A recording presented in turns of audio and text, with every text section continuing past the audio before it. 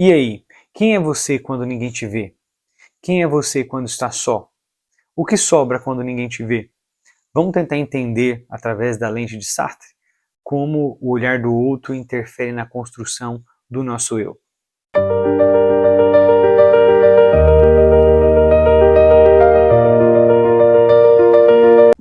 Para te ajudar a responder essa pergunta, vamos analisar o mundo pela ótica de Jean-Paul Sartre, um filósofo existencialista que entendia que os seres são divididos por partes. E a primeira parte que o Sartre divide o ser vai ser o ser em si. O ser em si são seres que já simplesmente a sua existência já estão estabelecidas. A finalidade existencial desses seres já estão prontas.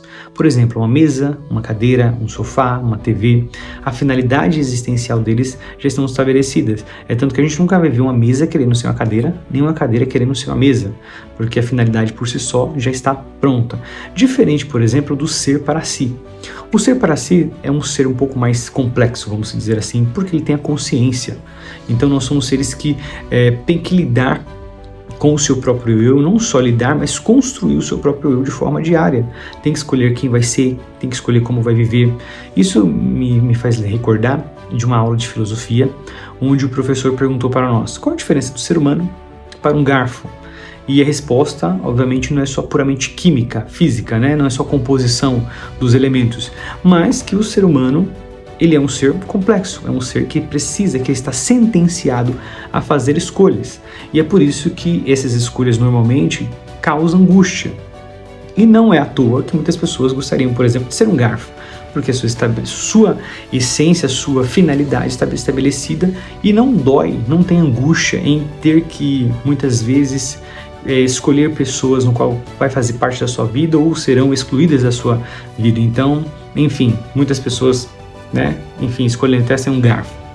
E o terceiro ponto aqui é o olhar do outro. Por que só pra gente tentar entender o que seria esse olhar do outro, por que cantar em casa é fácil, mesmo a gente não cantando nada, a gente incomoda até os vizinhos, e cantar, por exemplo, em público, nós passamos a ter uma dificuldade maior. Existem pessoas que até travam. Qual que é a diferença? O que mudou? Se é a mesma pessoa, se é a mesma música, qual que é a diferença? A diferença nada mais é do que a consciência de estar sendo visto, de estar sendo observado, né? O olhar do outro sendo uma baliza moral ali de estabelecer, né? De julgamentos. E uma coisa interessante é que isso acaba inclusive afetando a nossa própria personalidade. Nós passamos a formar, a surgir um personagem de nós mesmos para suprir esse olhar, inclusive de julgamento do outro. Uma coisa interessante é isso, nós passamos a existir para o outro através da nossa imagem. Por isso que nós temos essa preocupação com o olhar do outro. E isso é um grave problema porque pode se transformar em uma prisão existencial. Não é à toa, né? Isso é muito comum, na verdade, que inclusive a gente conhece pessoas, né? É comum, de pessoas acabar até se endividando em prol de manter esse status social, manter esse olhar do outro positivo. E isso, obviamente, é uma prisão existencial, né? Enfim, que hoje nós vivemos nesse mundo pós-moderno contemporâneo. Só que o Sartre ele vai propor uma solução interessante, que é o quê? Que é a autenticidade, ser verdadeiro com aquilo que você é. Não só isso, mas você escolher aquilo que você quer ser, que você quer construir, e não só isso. Aí entra o ponto-chave, assumir a escolha, assumir aquilo que você escolheu para viver sem culpar terceiros. Porque isso ele vai chamar de má fé, quando você responsabiliza as suas escolhas com relação a outras pessoas. E aí tem uma frase dele que é bastante emblemática, que é o seguinte: o importante não é o que fizeram de você, mas aquilo que você faz com aquilo que fizeram de você.